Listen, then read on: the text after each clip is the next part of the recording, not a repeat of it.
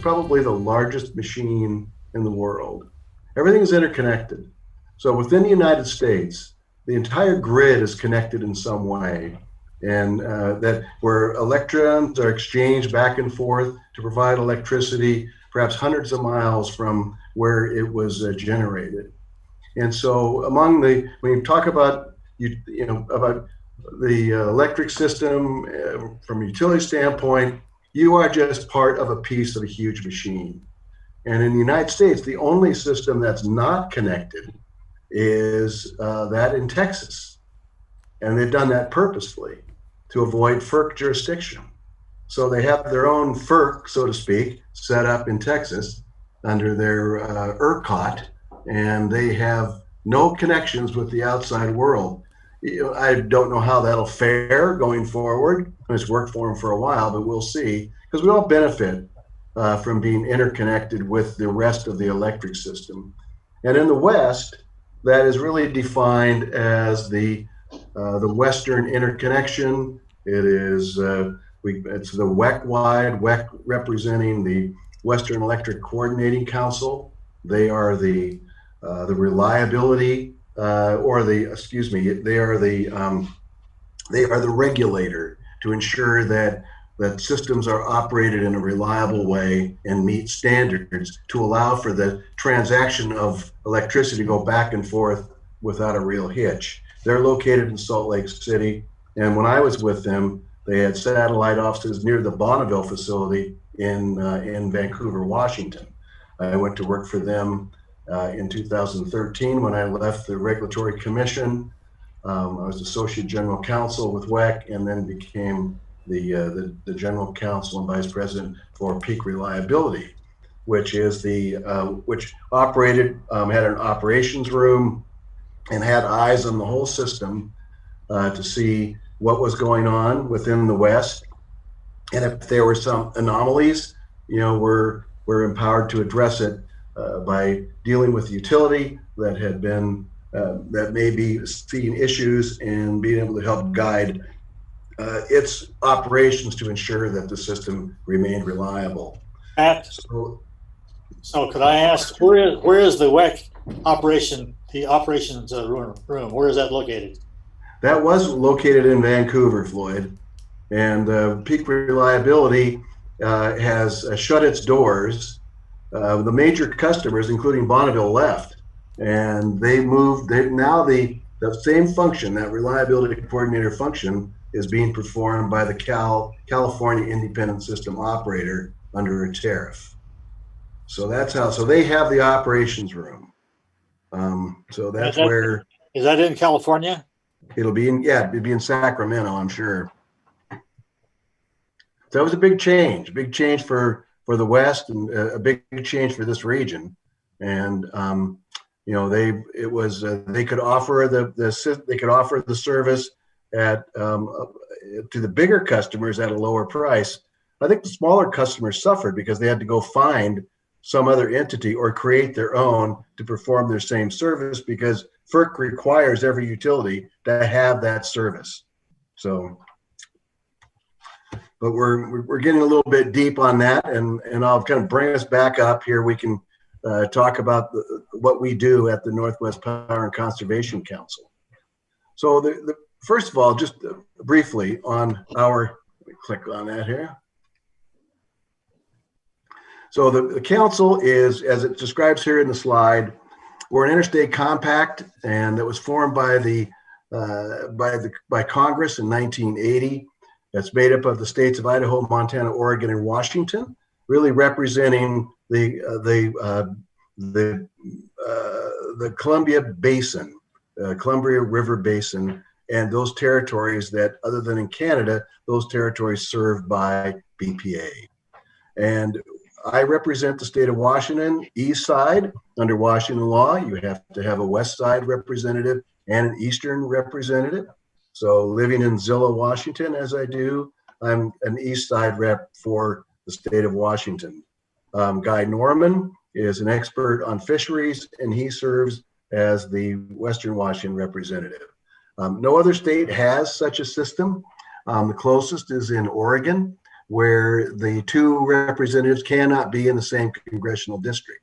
So Washington is unique, recognizing the interests of both sides of the state when the Washington legislature acted to create their participation in the council, required an East Side rep and a West Side rep. Now, the two functions of the council are, and they're cast this way in the on the slide because we are the main function, and it's emboldened there, is we were required by Congress to create a power plan for the region.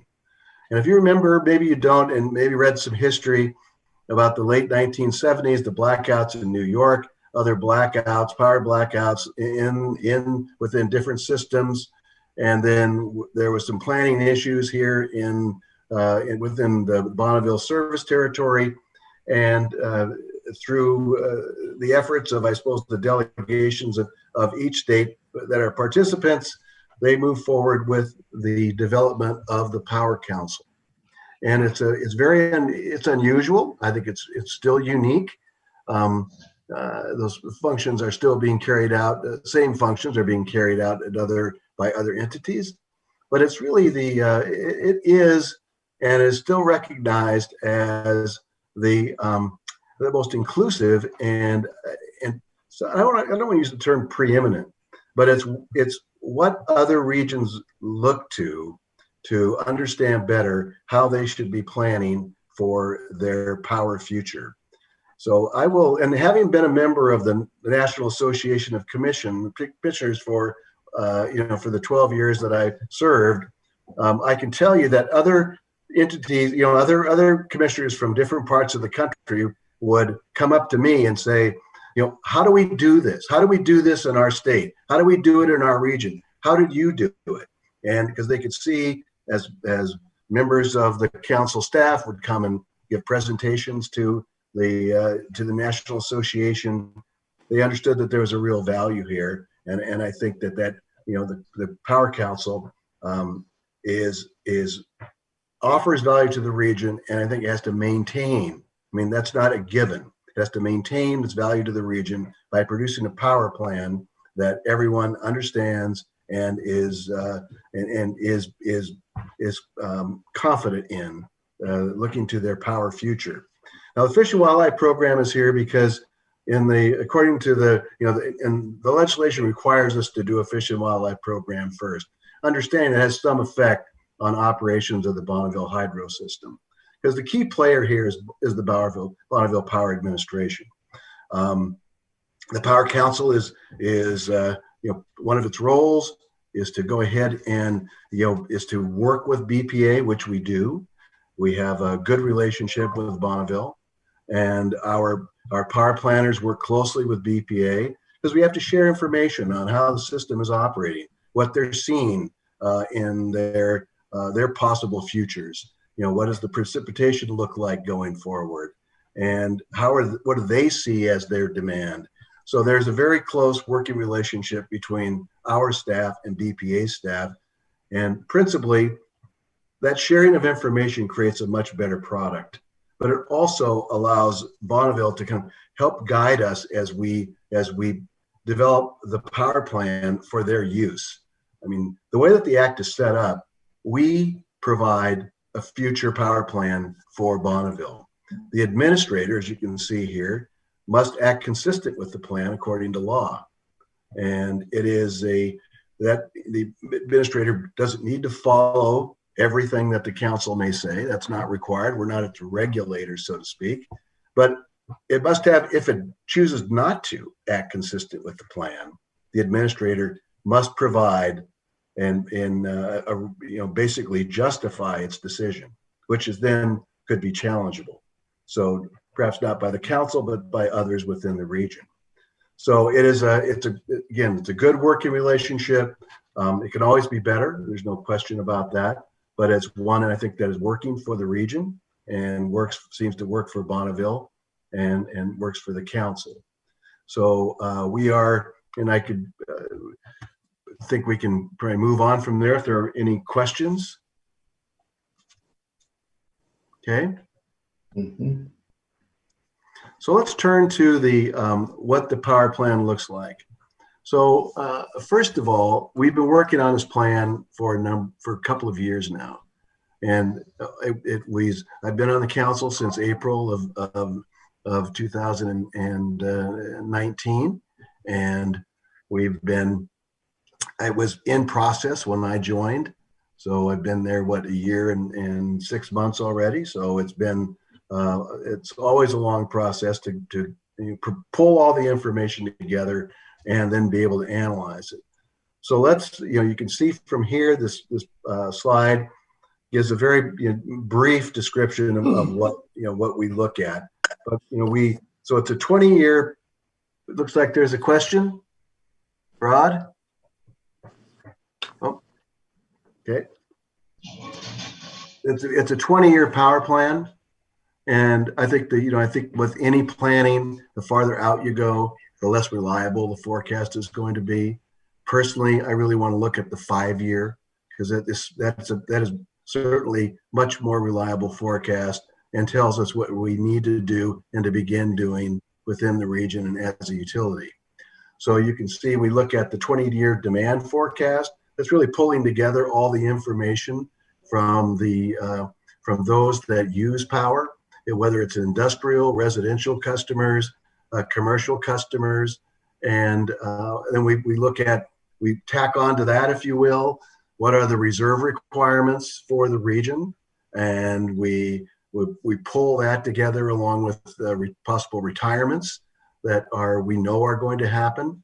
I think that's an important. Let me focus on that a little bit. The power plan will, what it does, and there's, for example, if there is some filing, for example, regulatory filing or other surety that a power plant will be decommissioned, that will be eliminated from the power plan. So if there is, for example, let's take coal plants. There are a number of coal plants that were initially in the power plant. For example, Coal Strip 1 and 2, Montana. It had regulatory authority to continue generating until 2025, and so it was in the power plant. But the owners decided that they wanted to shut it down, and so I think there was a market issue. I mean, coal is an expensive resource, and it's an issue that they had to deal with. Whether the market availability at the price that they wanted to sell, but all that aside, they decided to shut it down. So at that point, we took it out of the plan. Now, just an example of if there's everything is in unless we have a solid understanding that it will not be available over some period of the plan. So that's how we treat it. And I think, for example, the SMR that's being developed at INEL, that is, I believe, in the plan as a long-term resource, because it's in the process of being built and being developed by the UAMPS and others there at the INEL site. So it kind of gives you a picture of what goes in and what's not in as we look at the overall, what generating resources are available to the region to support load. So we then, we look at working with Bonneville, we figure out what its forecast is and their obligations are considered, and and from there we have a pretty good idea of what generating resources are available, what the demand will be, and then we have to do an analysis of resource adequacy. We have we use a standard loss of load probability of 5%, meaning there's a 5% chance when you look at all of the hundreds of runs of different possible scenarios, that there's a 5% chance that there would be some loss of load on the system. And the 5% is, just to follow up a little bit on that, it doesn't mean that there's going to be a blackout or some power curtailment. What it means is that utilities will have to take some extraordinary action to meet demand. For example, they might have to, Puget has a lot of these diesel generators that it has ready to go if it really needs the power to meet peak demand. They otherwise sit idle. And they may have been, the last couple of years when I was on the commission, they had been idle. They weren't needed. So it was only there for the most extreme conditions. So in that circumstance, for example, they might pull those resources up and get them fired up and use them to support load. So that's an example of what the utility can do. May also look to demand response, meaning there are large customers within the system, for example, like Monsanto in Idaho. It's a big, big load, lots of megawatts, and they have a relationship with the utility, with PacifiCorp, that they'll shut down on demand by PacifiCorp. Then that helps support then the reserve requirements for that utility going forward. But that's just another extraordinary measure that we use to define loss of load probability. It could also be a call out to the region, as they did in California, they did in the Northwest in 2001, asking people to curtail their load. So these are the circumstances, I think, that I want to be clear. Loss of load probability does not mean blackout. It means action has to be taken to prevent a blackout. And so that's how we look at it, or that's how we determine loss of load probability, and that's what it means. Now, I will fill in a little background. Other than the loss of load probability standard that the council adopted, there's no other resource adequacy standard operating within the WEC. That's why the Northwest Power Pool is engaged with Bonneville to try to come up with a uniform resource adequacy standard that'll be used by the West. And I understand they're making some progress, but they're not there yet. So there's in other words, there's kind of a mishmash of resource adequacy standards throughout the West. The council has a uniform standard within this region. There are other regions that don't have that uniformity, but they're working to get there. That's an important point. Let's go ahead and we can move on here. So Floyd asked me to speak to this, and I think it's important, is that power supply decisions and really where do they get made? Who really ensures that utilities that we all use, whether it's PacifiCorp in our territory or Benton County PUD or Franklin County PUD, Grant County PUD, who makes a decision on what kind of power that they need? Well, although they're reversed here in some way, let me start off with just saying that every utility has an obligation to do integrated resource planning in the state of Washington.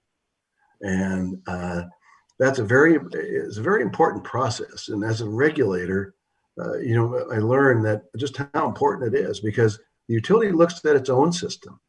It understands its own customers, what they use, when they use it, what they may want for the future, new industry that may be moving into their territory, or industries moving out and freeing up possible generation load. So they are, they're performing their own integrated resource plans, and they make the decisions on what they need to supply power to their customers. And so they will, whatever they see, if they see a deficiency, they have to address it. They can't go unmet. And that they have an obligation to provide and duty to provide reliable electric service. So that's, I think, in my way of thinking, that's where really the rubber hits the road. And so you look at what the Power Council does, it works with Bonneville to help Bonneville in its service to its customers. But we also help inform the region. The work that we do is used to help inform those planners at the utilities on what they can expect For example, we've been doing a lot of work on what will be the impact of climate changes going forward.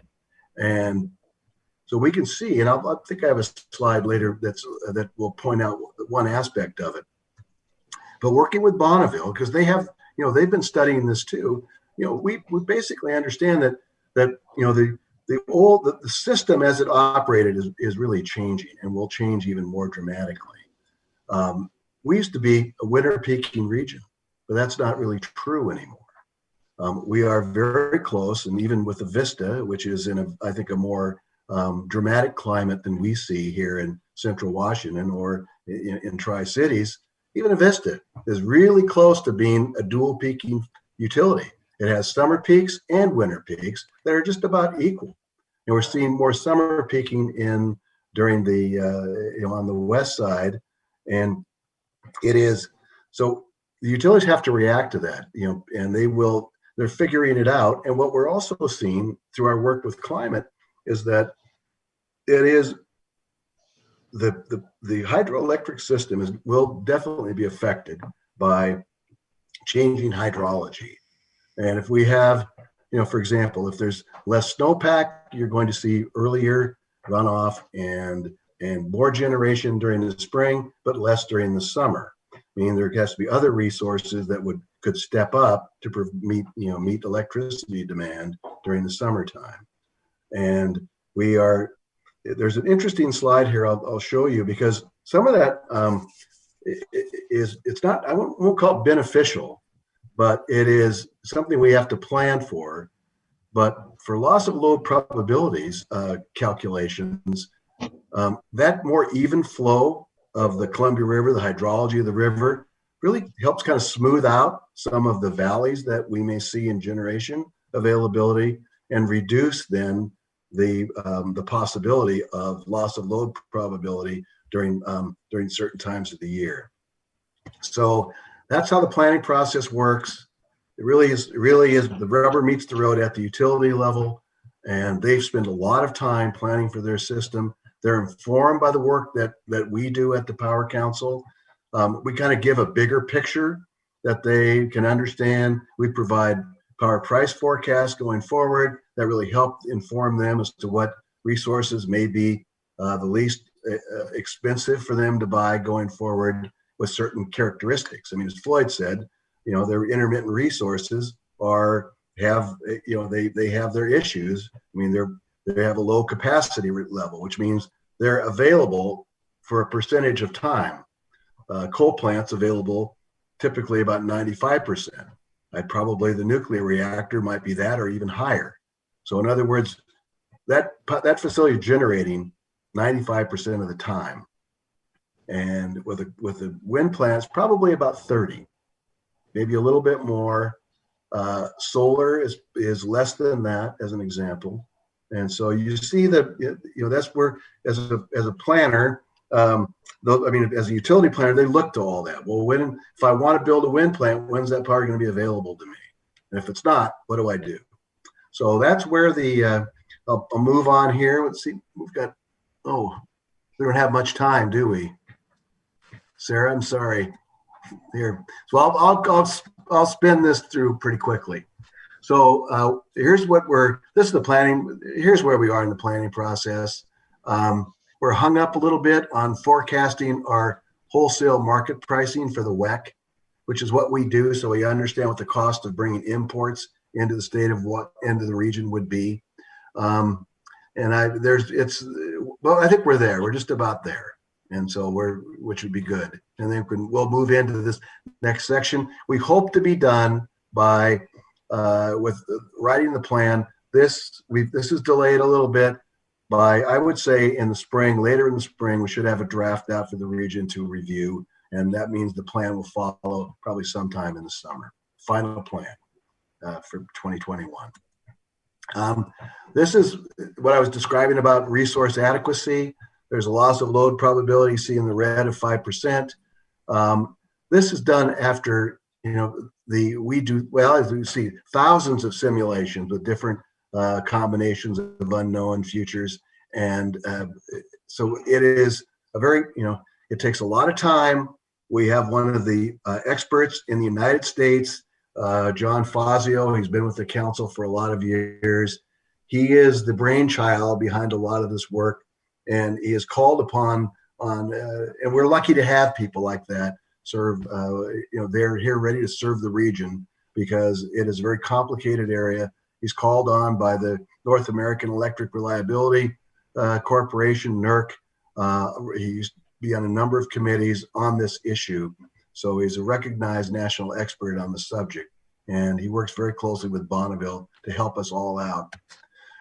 This is what I was talking about on resource adequacy. You can see here, it's not a complicated slide, but I'll explain it. This is climate change based. This is the draft for 2024.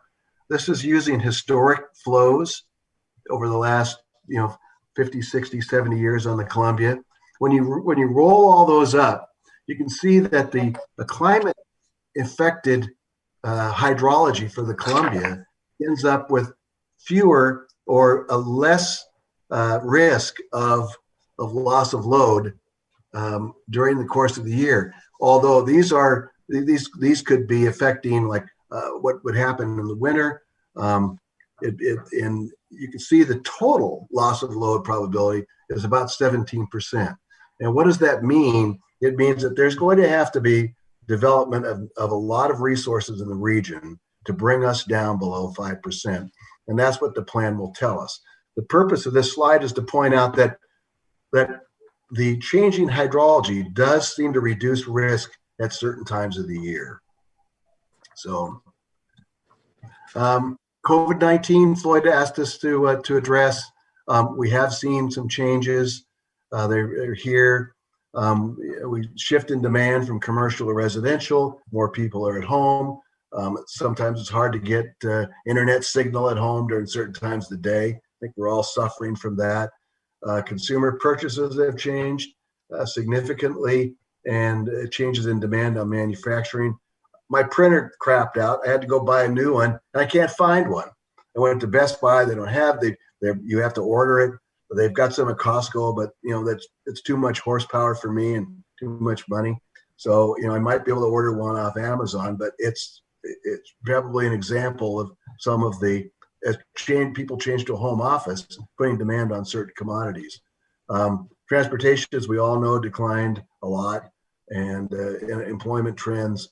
And I think we are seeing I think there's been a leveling off of energy demand, the last report that I heard. And so it's not been dramatic.